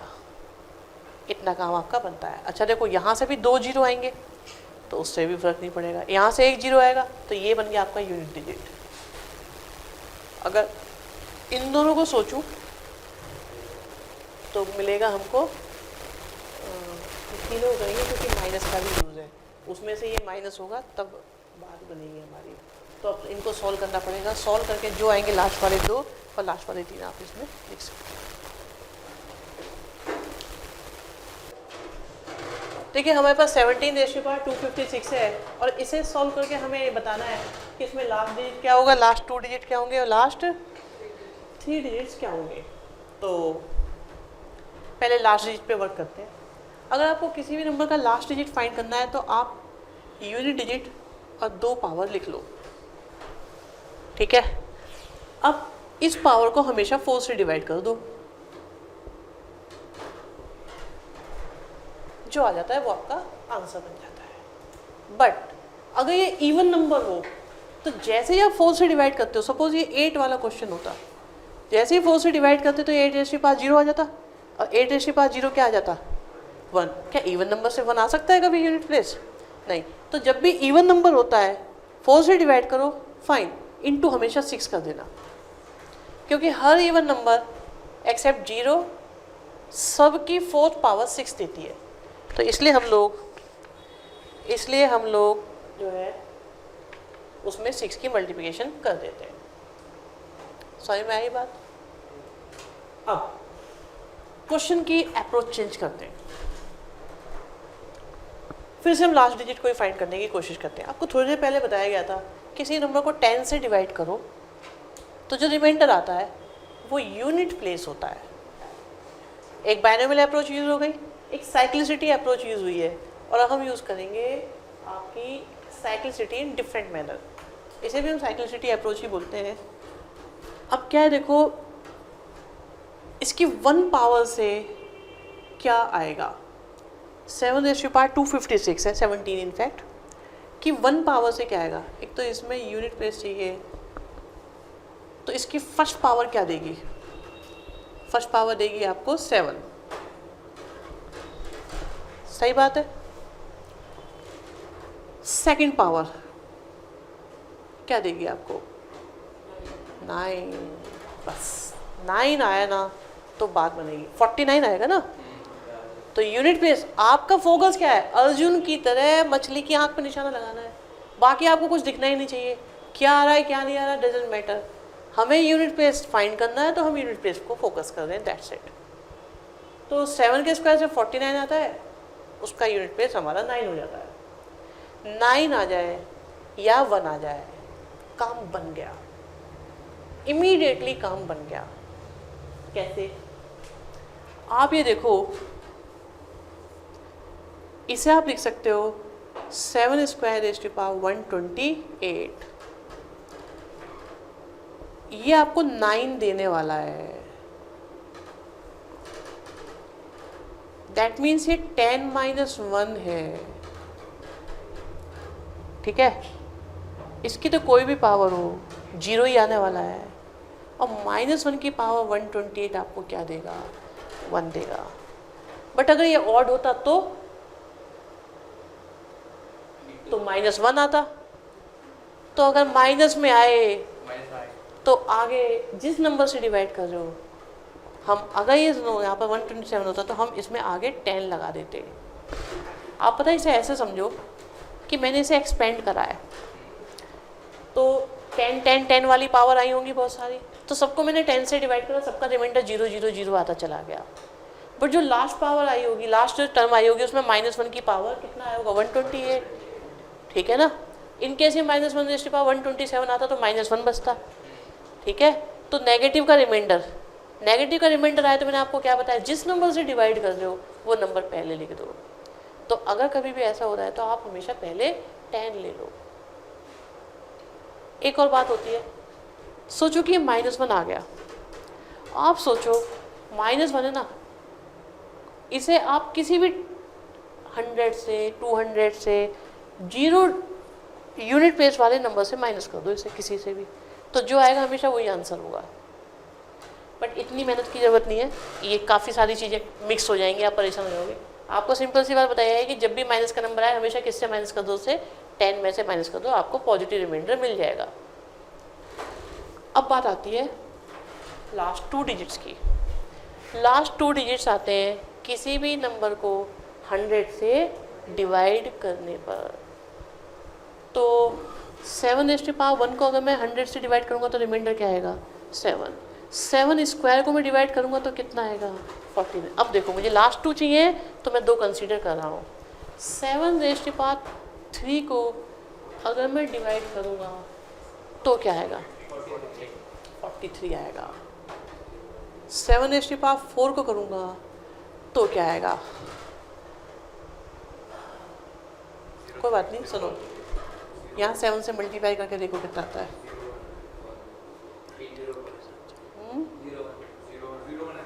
0 आ गया ना, 0 आया हमारे पास।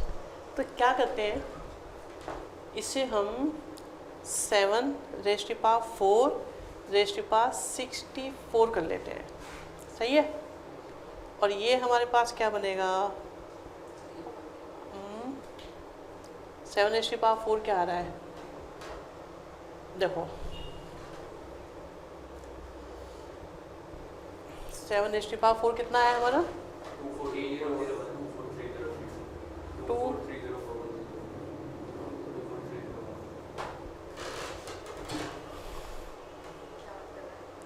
पक्का,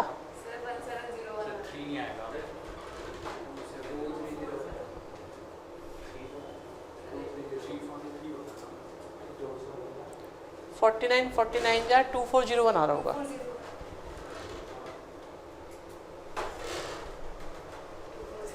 ठीक है, तो ये हो गया आपके पास 2400, ठीक है। अब इसे हम एक्सपेंड करें तो 64 आएगा, 64C0 1/64, ठीक है। इधर से लेता हूँ मैं इसे, फिर 64C1 और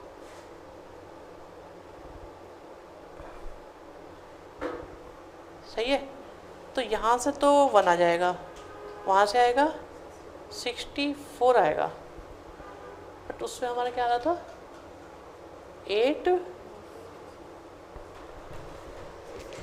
681 था।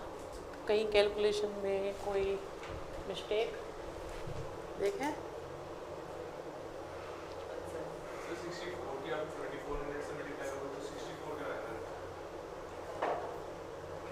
दो जीरो तो रहेंगे, तो मैं अच्छा लास्ट के 2 डिजिट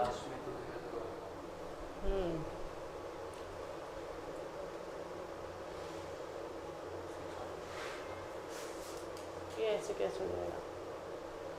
अच्छा हमने 7 ले लिया ना, गलती क्या करी है? क्वेश्चन में 17 था ना, वो यूनिट प्लेस में 7 लेता है बस, ये ऐसे होना था। मैं कहूँ गड़बड़ बड़ी क्या हो रही है, वो 7 कंसिडर ही कर लिया क्वेश्चन के अंदर। यहाँ से ये था ना, ऐसे करना था।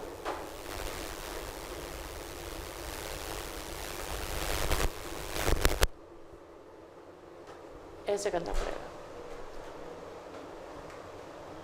काफ़ी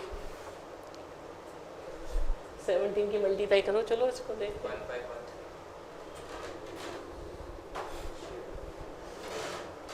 फिर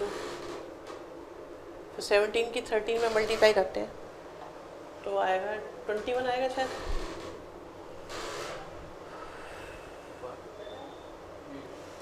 ठीक है, सही है ना। फिर करते हैं तो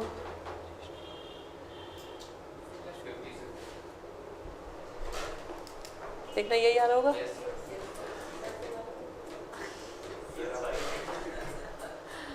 देखते हैं कितना होता है। आपको सीरीज बनाना चाह रहे हैं? हाँ, हम लाना चाह रहे हैं 9। देखो वैसे तो 9 वहाँ से आ रहा है, फिर वो मैं सोच रहा हूँ अगर और एक 0 1 मिल जाए तो बेस्ट है। वो फिर 100 बना देता है ना, तो वो सबसे इजी होता है। वैसे तो करने को हम यहाँ से पिक कर सकते हैं इसको, इससे कर सकते हैं, इससे भी लपेट सकते हैं इसको, कोई परेशानी नहीं है। करने को तो देखो ये आ गया आपके पास 17 स्क्वायर।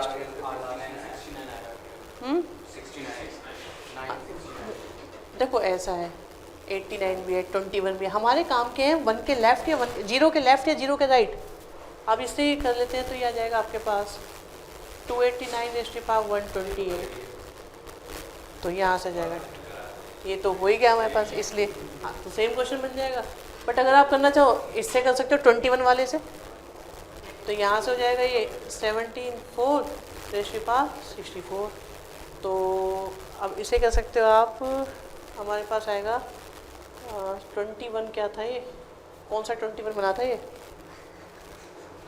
कुछ था ऐसे करके, ऐसा था ना ये, ऐसा था ये। चलो जो भी था ये था ना, ये भी था ना, कोई बात नहीं, यही था ना। तो बस इससे अब इसको करना शुरू करेंगे। प्रोसेस वही है, देखो 0 बनाना है आपको, मेन बात है 0 बनाओ, काम चलाओ। और पता है 89 से बेटर होता है हमेशा 1, क्योंकि माइनस की प्रॉब्लम नहीं होती, सारी टर्म्स पॉजिटिव रहती हैं। फिर आप +1 करके करोगे, ये बेटर अप्रोच मानी जाती है, क्योंकि फिर वो कन्फ्यूजन नहीं होता कहीं ये प्लस होगा या माइनस होगा। जब सारे प्लस में ही होंगे तो काम आपका बढ़िया हो जाएगा। ठीक है ना, समझ में आई बात? ओके, ठीक है। मेथड वही है, सब में बाइनोमियल वाला ही अप्लाई होना है, बट उसे क्या है मोल्ड करके बताया हुआ है, ट्रिक बना के बस। 29 क्वेश्चन में हमारे पास एक बाइनोमियल है 1 + x⁻30 और इसको एक्सपेंड करने पर सबसे बड़ा कोफिशिएंट क्या आएगा हमें वो बताना है। ये कोफिशिएंट की बात कर रहे हैं, इसका मतलब बात बाइनोमियल कोफिशिएंट की कर रहे हैं। अब देखो यहाँ से आएंगे आपके पास 30C0, देन 30C1, फिर आएगा 30C2 x² and so on, और लास्ट में आएगा 30C30 x raise to power 30। अब बीच में देखो ये जो 15 आएगा ये लार्जेस्ट होगा। एक्चुअली होता क्या है कि NCR में दो पॉसिबिलिटीज़ होती हैं।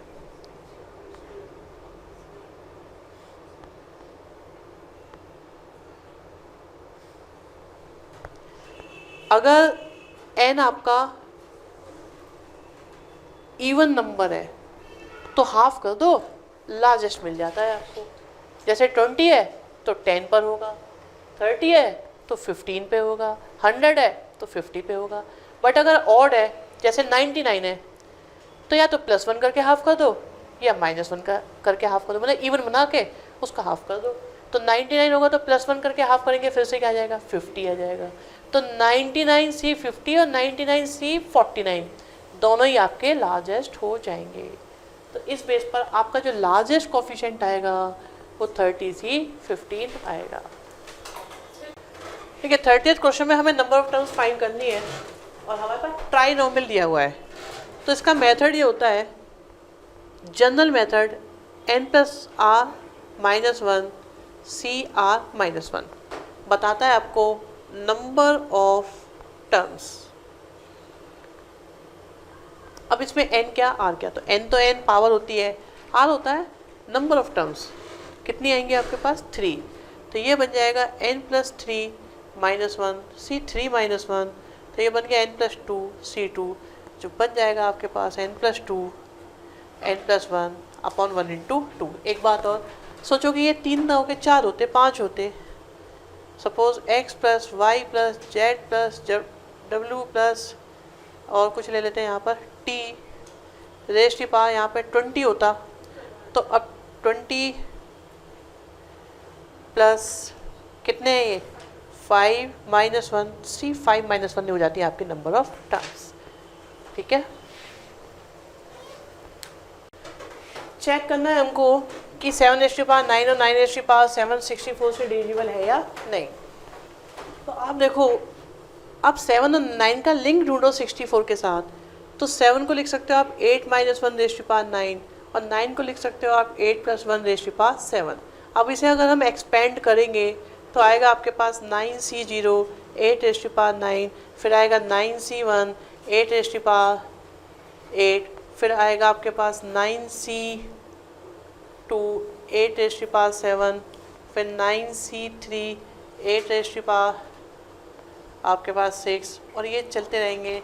लास्ट में हमारे पास आएंगे ये 9C 9 से पहले आएगा 9C8 और 9C8 पे प्लस का साइन आएगा और 8 फिर आएगा 9C9 और 8 0। एक और लिख लेते हैं, चलो 9C7 माइनस में ही आएगा और 8 आप देखो इसे अगर मैं 64 से डिवाइड करूं तो ये डिवाइड हो जाएगा या नहीं। 8 स्क्वायर कैंसिल आउट हो जाएगा, जो डिवाइड हो जाते हैं उनसे रिमाइंडर 0 आता है, इससे भी रिमाइंडर 0 आएगा। आप देखो 6 2 से डिवाइड होता है तो रिमाइंडर कितना आता है 0, जो डिवाइड हो जाते हैं वो रिमाइंडर 0 देते हैं। तो यहाँ से 0 आएगा रिमाइंडर, यहाँ से 0 आएगा, इवन यहाँ से 0 आएगा, बट यहाँ से क्या आएगा, यहाँ से आएगा 9 × 8 और 9 × 8 और यहाँ पे आ रहा है आपका ये 1, तो 9 × 8 -1 बचा। अगर इसे 64 से हम डिवाइड करेंगे तो 72 है ना, ये 72 को अगर हमने 64 से डिवाइड करा तो कितना आया आपका 8। ठीक है, और 8 यहाँ पे तो आपका रिमाइंडर ये हो गया 72 - 1 कर लेते हैं ना सीधे, तो 71 को आपने 64 से डिवाइड करा तो रिमाइंडर क्या आया 7 आया। तो आप ये कह सकते हो कि इसको डिवाइड करने पर 64 से तो रिमाइंडर आ जाएगा आपका 7। अभी एक चीज़ और बची हुई है 8 + 1 वाली चीज़। ठीक है, ये तो था हमारे पास 8 - 1 9। अब बारी आती है 8 + 1 की, तो 8 + 1 7 को देखेंगे तो आएगा 7C0 8 7, फिर आएगा 7C1 8 6, 7C2 8 5, चलते जाएंगे। लास्ट में आएगा 7C7 8 0, इससे पहले आएगा 7C6 8 1, फिर उससे पहले आएगा 7C5 8^2। आप देखो ये भी 64 से डिवाइड हो जाएगा, रिमाइंडर 0, ये भी 64 से डिवाइड हो जाएगा, रिमाइंडर 0, रिमाइंडर 0, रिमाइंडर 0। बट यहाँ क्या बचा, 7 × 8 प्लस में आया 1। 7 8 जा कितने हो गए, ठीक है, 56 और 1 हो गए 57, ठीक है। अभी 57 को अगर मैं 64 से डिवाइड करूं तो कितना आता है, 57 को अगर मैं 64 से डिवाइड करूंगा, माइनस का 7, वैसे देखो तो कितना आता है, 57 ही आता है ना। अगर 64 से हम 57 को डिवाइड करेंगे तो डिवाइड होगा ही नहीं, तो यहाँ से रिमाइंडर कितना बचा, 57। अब आप देखो 7^9 है और एक है 9^7, इससे रिमाइंडर हमारे पास कितना आया था, इससे तो आया था हमारे पास रिमाइंडर 7 और अगले से आ रहा है कितना हमारे पास 57, तो मिलकर कितने हो गए ये 64। 64 को फिर से डिवाइड कर दोगे तो मिलकर कितना आ जाएगा, आपका रिमाइंडर हो जाएगा 0। एक सीरीज दी हुई है और उसका समेशन गिवन है, तो चेक करना है वेदर इट इज़ ट्रू और फॉल्स। तो पहले r की जगह हमने 0 पुट किया तो आए 20C0, फिर आएगा 20C1, फिर आएगा 20C2, फिर चलते गए लास्ट में आएगा 20C10, ठीक है, कोई प्रॉब्लम नहीं। सपोज ये k है, राइट। आप देखिएगा क्वेश्चन बहुत ही अलग सा है। अब हम क्या करते हैं, एक आसान से बाइनोमियल को कंसीडर करते हैं 20 पावर वाले, क्योंकि तभी तो हमें 20 मिलेगा। तो यह आया आपके पास 20C0, फिर 20C1x, फिर 20C2x², फिर आएगा 20C3x³ से लेकर गए 20C10x10, देन 20C11x11 से लेकर लास्ट में आ गए 20C20x20। अगर मैं x की जगह 1 पुट कर दूं तो क्या आ जाएगा, ये 2^20 और यहाँ पर आ गया 20C0, देन 20C1, फिर 20C2 और 20C10, देन 20C11, फिर 20C12 से लेकर 20C20। ये तो हमारे पास k है, ठीक है, जिसकी हमें वैल्यू फाइंड करनी है, k की वैल्यू फाइंड करनी है। ये k था ना हमारा, इसे हमें फाइंड करना है। आप चेक करो, ये k है, इसे हमने लिखा तो बन गया 20C9, फिर बना 20C8, फिर बना 20C7 और लास्ट में आ गया 20C0। तो कहाँ तक आया, 9 तक आया, है ना।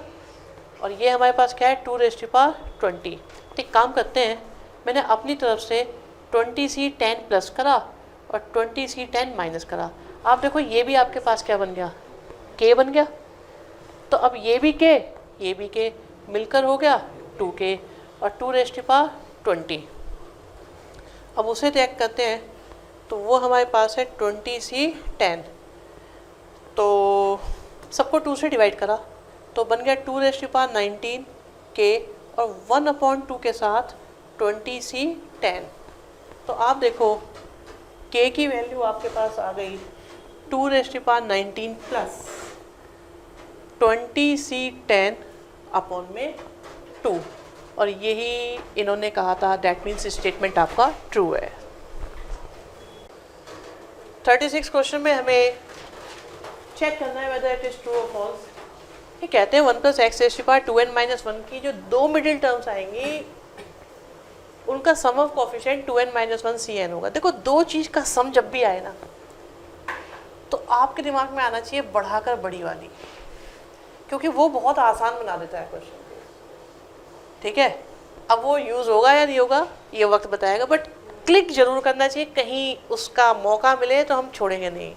जैसे कंपोनेंट एंड डिविडेंड देखते ही पिक करते हो ना, ऐसे ही बढ़ाकर बड़ी वाले मौके को आपको मिस नहीं करना कभी भी।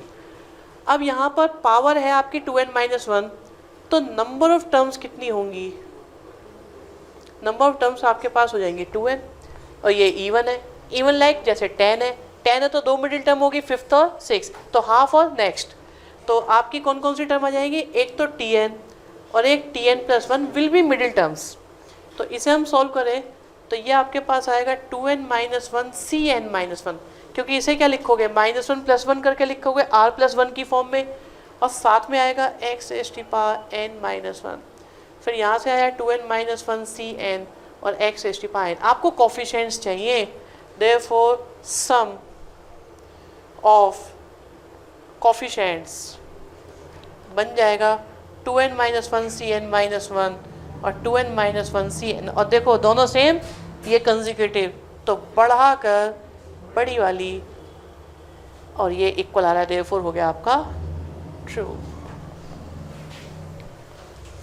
इसमें मिस्टेक हो गई है, देखो बढ़ाकर करेंगे तो 2n-1 को बढ़ाएंगे तो 2n हो जाएगा, और बड़ी वाली वैल्यू ये है, और जबकि क्वेश्चन में हमें दिया हुआ था 2n-1 cn, तो इसका मतलब ये आपका स्टेटमेंट जो है ये होना चाहिए था, ये इन्होंने दिया हुआ है, तो ये आपके पास हो गया फॉल्स। 39 क्वेश्चन में एक बाइनोमियल गिवन है, इसकी पावर है 2n, कहते हैं इसे सॉल्व करने पर एक टर्म आती है जो इंडिपेंडेंट ऑफ x है, तो n डेफिनेटली 2 का मल्टीपल ही होना चाहिए। तो एक काम करते हैं, इसकी जनरल टर्म निकालते हैं, जो हो जाएगी 2n cr x⁻2n r और -1/x²r, ठीक है, और सॉल्व करते हैं तो 2n cr x⁻2n r, यहाँ से भी 2r आएगा और आ गया -1/r, तो 2n cr x⁻2n -3r -1/r, तो ये आ गया r+1। आप देखो फॉर इंडिपेंडेंट टर्म हमें क्या करना होगा, इंडिपेंडेंट टर्म के लिए हम क्या करेंगे, ये जो 2n - 3r है होना चाहिए 0, तो 2n किसके इक्वल आ गया 3r, तो n कितना आ गया 3r/2। अब ये कहते हैं n is multiple of 2, actually इसमें यहाँ पर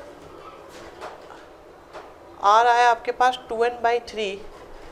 अब अगर मुझे देखो ये r की वैल्यू कैसी होनी चाहिए, होल नंबर, r 0 1 2 3 होता है, तो इसका मतलब देखो n को 3 का मल्टीपल होना जरूरी है जबकि 2 का नहीं, क्योंकि सोचो कि अगर मैं यहाँ पे 1 लिख दूंगा तो ये तो 2/3 हो जाएगा, r की वैल्यू 2/3 तो नहीं हो सकती, 2 लिखूंगा तब भी 4/3।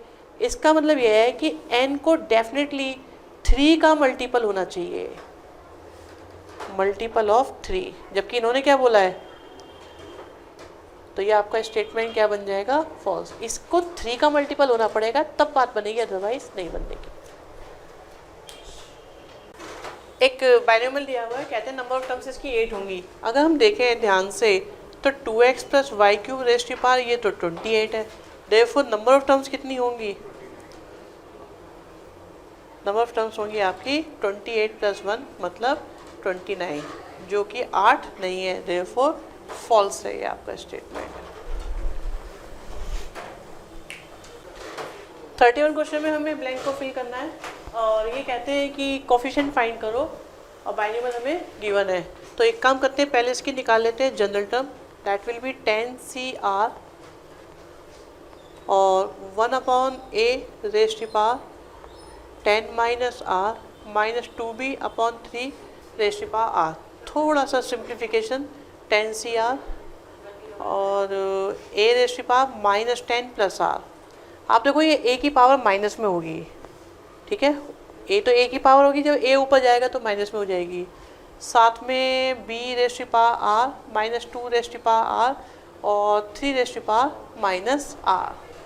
अब आपकी रिक्वायरमेंट क्या है, आपकी रिक्वायरमेंट है यहाँ तो आ जाए आपका -x और यहाँ आ जाए 4, तो अगर r की जगह मैं 4 लिखूँ दोनों जगह बात बनती है कि नहीं बनती, तो आपको मिल गया, इसका मतलब r की वैल्यू 4 है, तो आपकी टर्म आ जाएगी 4 + 1 मतलब 5th टर्म हो जाएगी, और ये हो गया 10c4 a⁻x b⁻4 -2⁻4 3⁻4।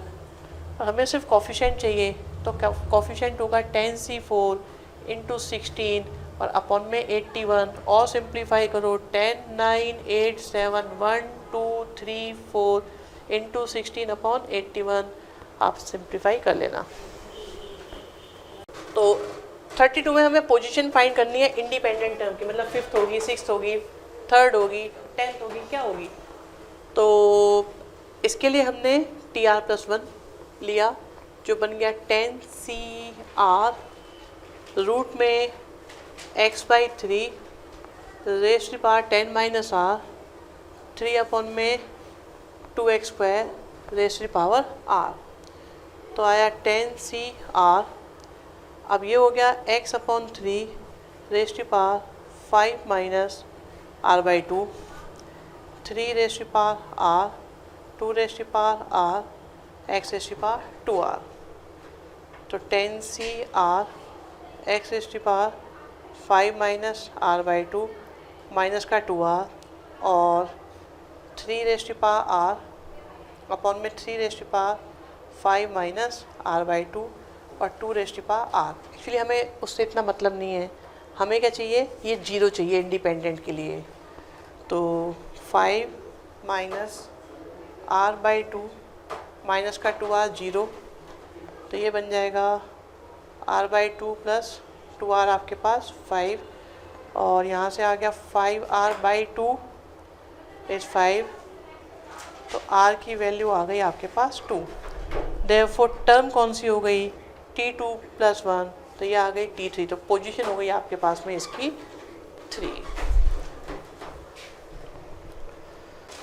33 क्वेश्चन में 25 पावर गिवन है और कहते हैं कि इसे 13 से डिवाइड करेंगे तो क्या रिमाइंडर आएगा। देखो जिससे डिवाइड करना होता है उसका मल्टीपल सर्च करो इस नंबर के साथ में। तो 13 2 या 26, जो इसके लेफ्ट या राइट ही होना चाहिए, या तो 24 होता, यहाँ देखो, या तो 24 मिल जाता वहाँ से, या 26 मिल जाए। तो आप देखो ये जो 25 रेज़ टू पावर 15 है, क्या आप इसे 26 - 1 लिख सकते हो या नहीं। अब अगर मैं इसे एक्सपेंड करूं तो ये आएगा 15C0 26 रेज़ टू पावर 15, फिर आएगा 15C1 26 रेज़ टू पावर 14, फिर आएगा 15C2 26 रेज़ टू पावर 13, फिर आएगा 15C3 26 raise to power 12 and so on चलता जाएगा। लास्ट में आएगा 15C15 और 26 रेज़ टू पावर 0। अब अगर इसे मैं 13 से डिवाइड करता हूँ, आप सोचो ये 13 से डिवाइड हो जाएगा या नहीं। अगर कोई चीज़ डिवाइड हो जाती तो रिमाइंडर क्या आने वाला है उससे, 0। ये भी डिवाइड होगा, ये भी डिवाइड होगा, ये भी डिवाइड होगा। आप सोचो इससे पहले जो टर्म आएगी 15C14 26 रेज़ टू पावर 1, ठीक है, ये पॉजिटिव में आएगी क्योंकि आप चेक करो 0 2 पॉजिटिव आ रहे हैं, इवन पॉजिटिव आ रहे हैं और 1 3 5 सारे आपके नेगेटिव आ रहे हैं। तो 14 वाला पॉजिटिव आएगा, 15 वाला नेगेटिव। आप देखो सबसे ही 0 आता जा रहा है। आप देखो क्या इसे डिवाइड करेंगे 13 से डिवाइड हो जाएगा, हो जाएगा। तो बचा क्या यहाँ पर, यहाँ बचा आपका -1। अब अगर माइनस में कभी आंसर आ जाए तो रिमाइंडर आपके पास में आया है -1, अगर कभी माइनस में आंसर आ जाए तो जिससे डिवाइड करते हैं उसे पहले लिखना पड़ता है, तो रिमाइंडर आ जाएगा 12। ऐसा क्यों करते हैं वो सुन लो। आप देखो आपके पास नंबर था 25 सपोज, और आपने उसे 13 से डिवाइड करा, आपने 13 2 जा कर दिया बाय मिस्टेक, तो रिमाइंडर क्या आएगा -1। गड़बड़ हो गई ना। इसका मतलब ऐसी गड़बड़ क्यों हुई है, क्योंकि आपको इसे 1 जा करना चाहिए था, तो कितना आता 12 आता। सही भाई बात।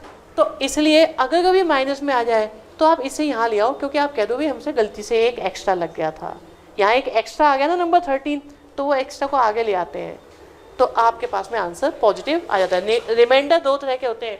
देखो यूक्लिड लेमा या एल्गोरिथम जो थी उसके अंदर क्या रिमाइंडर ग्रेटर देन 0 करके बताया जाता था आपको, बट इस धरती पे 2 तरह के रिमाइंडर पाए जाते हैं, पॉजिटिव भी होते हैं, नेगेटिव भी होते हैं। वैसे 0 भी पाया जाता है, बट अगर नेगेटिव रिमाइंडर भी आपके लिए इक्वली इम्पॉर्टेंट है जैसे कि आपके पॉजिटिव।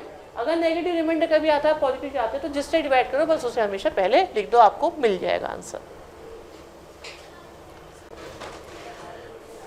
थर्ड क्वेश्चन में हमारे पास एक बाइनोमियल गिवन है, पावर है, x की वैल्यू गिवन है। जब आप इसे एक्सपेंड करोगे तो 0, 1, 2, 3, 4 से लेकर 9 तक 10 टर्म्स आएंगी। उनमें x की पावर भी इंक्रीज होती जाएगी। उनमें x की जगह अगर मैं 3/2 लिखता जाऊँ तो हर टर्म की एक वैल्यू आएगी। उन वैल्यूज़ में आपको ये बताना है कि कौन सी टर्म ग्रेटेस्ट टर्म होगी। इस क्वेश्चन को करने से पहले मैं आपको एक 1 + x⁻n से कुछ सोच के बताता हूँ। आप देखो, हमने ये एज्यूम करा कि भाई TR+1 TR से ग्रेटर होगी, ठीक है।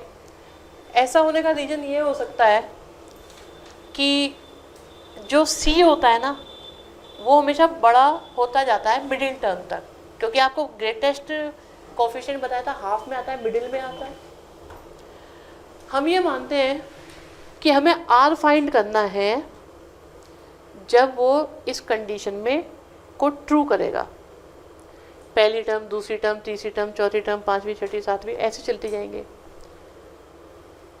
जब ये ट्रू होगा मतलब अगली टर्म पहली से ज़्यादा, हमें वो कंडीशन फाइंड करनी है।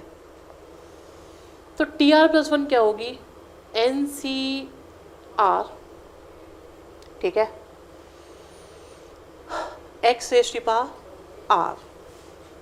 अपॉन में NCR-1 x⁻r-1 is greater than equal to 1। यहाँ पे पावर कैंसिल हुई, ऊपर x बचेगा। NCR का मतलब हो जाएगा n factorial upon r factorial n minus r factorial n factorial r-1 factorial n minus r+1 का factorial greater than 1। n factorial से n फैक्टोरियल कैंसिल आउट। इसे सॉल्व करें तो n माइनस r+1 और n माइनस r फैक्टोरियल, और I think यहाँ पर एक गड़बड़ लिखा गया है, ठीक है। ये आपका, हाँ, एक तो x ने लिखा, एक चीज़ और मिस हुई है। आप पहले इसे देखें NCR और ये n फैक्टोरियल r-, हाँ, ये अपॉन में नहीं आएगा, ये ऊपर ही आना था। यहाँ पर अभी दोनों डिनोमिनेटर में आते हैं, ठीक है। तो ये आएगा आपके पास r-1 फैक्टोरियल, एक x भी है, और यहाँ पर ये जो r फैक्टोरियल है इसे लिखा r के साथ r-1 फैक्टोरियल, और n minus r factorial is greater than equal to 1। ये कैंसिल कैंसिल कैंसिल और कैंसिल, तो हमारे पास आया ये x साथ में n माइनस r+1 अपॉन में r is greater than equal to 1। अच्छा, एक वर्ड और इसमें यूज़ हुआ है न्यूमेरिकली। इसका मतलब -2 और 2 हमारे लिए एक ही बात है, क्योंकि इसकी न्यूमेरिक वैल्यू 2 है, प्लस और माइनस तो उसके साइन है। तो इसलिए हम लोग क्या करते हैं, इस पर भी लगा लेते हैं अब मोड, ठीक है। बट हमें r चाहिए, तो वैल्यू r की निकाली जाए। तो r के लिए हमने क्या किया, r को उधर लेकर गए। ले जा सकते हैं या नहीं, आपको लीनियर इक्वलिटी में सिखाया है, हाँ या ना। माइनस का नहीं होगा, 1 से छोटा नहीं होगा, 0 हो सकता है, 0 अपॉन में है नहीं, अलाउड नहीं है। तो इसका मतलब ये 1 होगा, 2 होगा, 3 होगा, 4 होगा, तो जा सकता है, क्योंकि लीनियर इक्वलिटी में आपको सिखाया था ना कि नेगेटिव के नंबर जाते हैं तो इनइक्वलिटी चेंज होती है। नेगेटिव ये है नहीं, 1 से छोटा नंबर जाता है तो भी इनइक्वलिटी चेंज होती है। ये सारी बातें बताई थी। अब यहाँ से देखो, x को भी हम अपॉन में ले गए, तो आपके पास में क्या आ जाएगा, यहाँ से आ गया n, और ठीक है, हमें r चाहिए, तो ये nx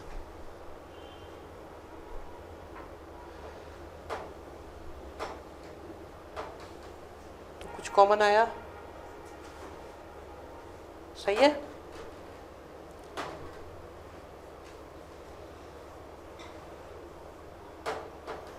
तो ये आता है आपके पास मोड x अपॉन में मोड x +1 और साथ में n+1। तो इसको सॉल्व करने पर आपको r मिलता है, ठीक है। इसको सॉल्व करने पर आपको r मिलेगा।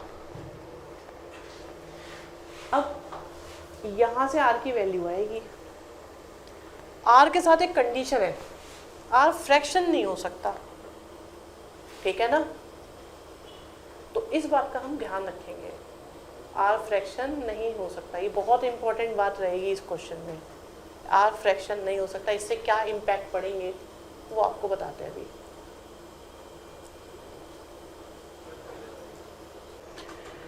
तो थर्ड क्वेश्चन को कंटिन्यू करते हैं। अभी हमने इसका डेरिवेशन करा था।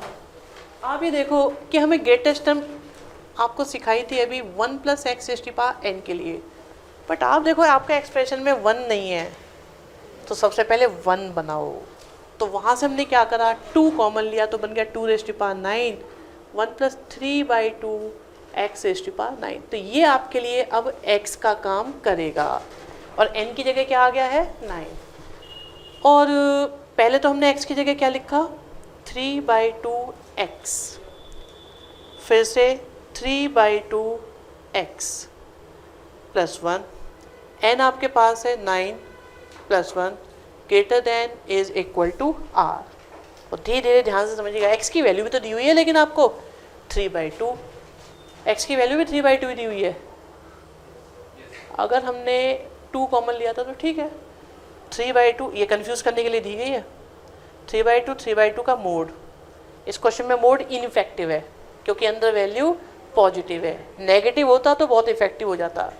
फिर से आ जाएगा आपके पास ये 9/4 + 1 × 10 > r।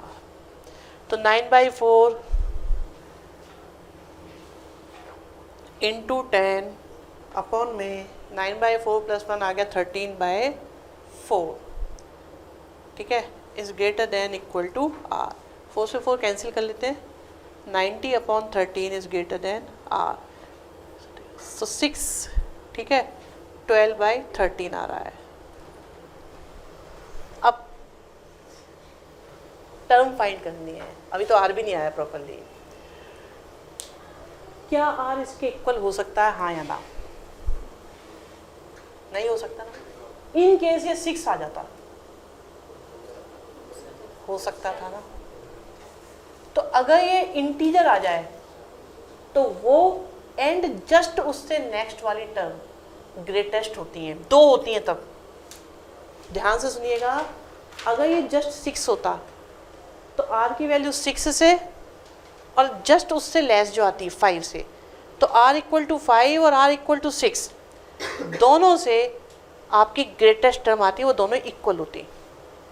बट अभी इतनी मुश्किल आपके साथ नहीं आई, इससे जस्ट छोटा r क्या है आप बताओ। r आपको क्या मिल गया, 6 मिल गया।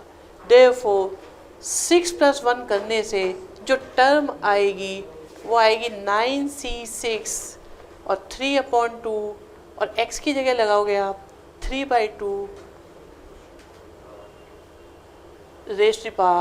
6, तो 2⁹9 और ये हो गया 9c3 और 3⁻12 और 2⁻12। आप देखो, एक तो इसकी पावर, अगर कोई कन्फ्यूजन हो रहा है तो देखो 3/2 ये था क्या आपके पास, 3/2 x⁻6 आएगा ना, तो 3/2 की पावर भी 6 आएगा और x की पावर भी 6 आएगा, और x क्या है आपका 3/2, तो 3/2 2 बार, इसलिए 12 आ गया।